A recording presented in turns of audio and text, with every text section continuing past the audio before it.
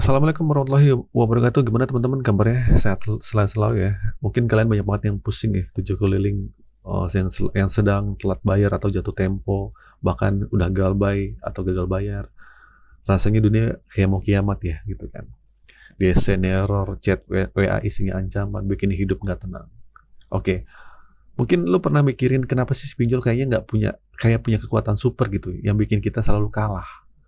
Mereka punya DC, pihak ketiga, dan berbagai macam cara buat nekan kita. Tapi pernah nggak sih lu bayangin kalau kita semua kompak buat ngelakuin satu hal? Dijamin pinjol itu bisa bakal kalah total. Mereka nggak akan ada gunanya nyewa DC atau pihak ketiga lagi. Percaya sama gue, ini satu-satunya cara buat ngelumpuhin semua kekuatan pinjol.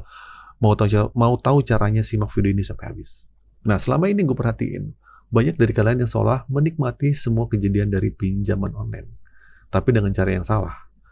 Lu terlalu banyak mikir hal-hal yang nggak penting. Sampai akhirnya bingung sendiri gimana cara ngatasin pinjol ini. Bahkan cuma butuh sedikit aja pemikirannya melangkah maju ke depan. Pinjol itu tumbang atau bakal kalah. Nah heran ya, masalah lu A yang lu pikirin B. Masalah B yang lu pikirin C. Jadi masalah lu sama yang lu pikirin itu bertolak belakang. Atau kemajuan terlalu jauh. Nah seharusnya lu fokus sama masalah yang ada di depan. Buat kalian yang pingin mengalahkan pinjol atau pingin lepas dari jeratan pinjol, dengerin. Pertama, jauhi jebakan jasa-jasa nggak jelas.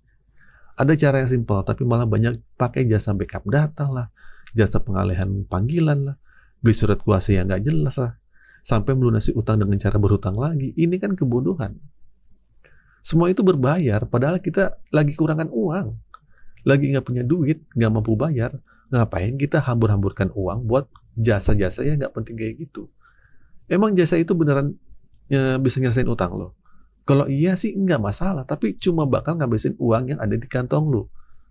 Jujur gue miris banget lihat kayak gini ya, yang pakai jasa joki lah, gitu kan. Nah itu jangan sampai, ya. Belum lagi lo berhadapan sama penipu yang manfaatin kondisi lo. Oke, terus yang kedua, yang buat lo nih, adalah kekuatan di komunikasi. Coba deh lu perhatiin. Semua chat WhatsApp yang mereka kirim itu isinya apa? Gua ajak lu coba lihat ya. Ada yang bilang 1 jam ke depan tidak ada konfirmasi pembayaran, kami akan izin hubungi seluruh kontak yang tercantum. Nggak masalah. Mereka cuma berusaha nanya-nanya lu, biar lu nggak tenang. Dalam bayangan lu kan mereka bilang hubungi seluruh kontak. Wah, mikir semua kontak apa ini bakal dihubungin. Padahal nggak. Maksud mereka cuman kontak darurat. Itu pun belum tentu dihubungin kok. Karena pinjol legal itu ada batasannya. Mereka cuma boleh mengakses kamera, mikrofon, dan lokasi. Bukan kontak. Nah masalahnya dari sini, ketika lu udah dapet chat kayak gini, lu pasti bingung.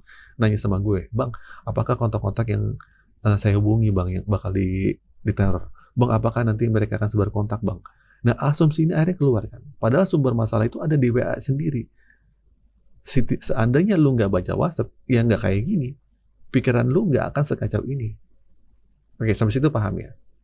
Terus yang ketiga, buat kalian yang pingin keluar dari jeratan pinjol, ini tolong ya, ini penting. Putus komunikasi. Itu adalah cara untuk mengalahkan pinjol. Dan inilah yang gue sampaikan. Kalahkan pinjol dengan satu cara, yaitu tidak berkomunikasi lagi dengan mereka. Nah, dijamin tumbang. Tapi selama ini lu masih berkomunikasi, hal-hal kayak gitu bakal terus ganggu hidup lu. Dan lu bakal susah banget keluar dari jeratan pinjaman online. Mereka juga suka ngirim chat kayak gini ya. Data valid yang dicantumkan. Foto selfie, foto KTP, alamat rumah, kantor, nomor rekening. Jenis HP lu juga dikasih tahu gitu. Nah ini hal wajar. Kita install aplikasi, kita izinkan beberapa akses buat pengajuan. Mereka minta foto kita selfie, foto KTP. Nah, itu hal yang paling pertama, hal umum. Kita diminta isi alamat rumah dan kantor. Nah, itu hal umum. Kenapa begitu lu telat bayar, lu masih terkejut sama kata-kata kayak gini? Bukankah ini jadi sumber masalah utama lu? Semoga kalian paham. Terus, yang terakhir nih, jangan sampai panik berlebihan. Karena lu dapat kayak gini, asumsi lu pasti beda. Bang, foto saya akan disebar nggak, Bang? Bang, KTP saya kan udah disebar nih, dikasih tahu nih, Bang, dikasih ke saya. Itu bakal disebar nggak sih, Bang, ke kontak darurat? Nah, ini perbedaan asumsi yang lu dapat karena lu berusaha nerjemahin isi chat sendiri. Makanya gue bilang, coba deh bergeser sedikit aja selangkah ke depan. Ketika lu gagal bayar, nggak mampu bayar, lu udah dapat chat kayak gini, jangan paksa diri lu untuk menerjemahkannya sendiri. Berasumsi liar akhirnya. Lu langsung putus komunikasi aja. Itu pinjol bakal kalah. Ini bukan berarti gua harus ngemplang pinjol ya. Ini buat posisi kalian yang sudah terjebak, nggak punya uang sama sekali. Tunda dulu, suatu saat ada uang, bayar. Tapi bukan kabur gitu aja ya. Nah, di awal mereka juga bilang, Bapak Ibu tagihan di sini tolong ada pembayaran sekarang. Hindari denda keterlambatan. Abaikan juga sudah dibayar. Nah, ini juga kata-kata wajar. Ini cuma ngingetin. Ini hanyalah penagihan normal.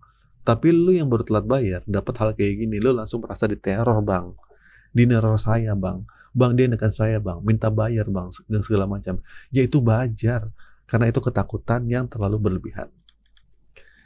Jadi intinya, makanya gue bilang, kalau lu nggak bisa nampung chat WhatsApp yang dikirim BC, rasanya lu nggak perlu komunikasi via WhatsApp. Karena itu mengganggu 90% kepanikan yang terjadi gara-gara chat WhatsApp. Dia tuh nagih secara normal atau enggak, kepanikan lu udah ada duluan. Bahkan apapun kata-kata yang mereka lontarkan, bagi lu itu adalah teror. Ya, bayangin aja, itu teror. Padahal dia cuma nagih doang. Terus mereka bilang lagi, tagihan sudah telat ya Pak, Bapak Ibu tolong kerjasamanya dibayar sebelum jam 10 pagi. Setelah itu pembayaran jika dibutuhkan dana bisa langsung pengajuan kembali seperti di aplikasi ini gitu. Ya itu juga hal wajar.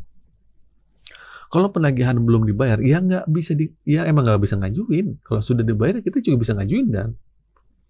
Tapi bagaimana kita kelebihan rasa takut itu adalah teror. Di bawahnya mereka menyampaikan, maaf untuk tagihan di sini privasi Anda sendiri.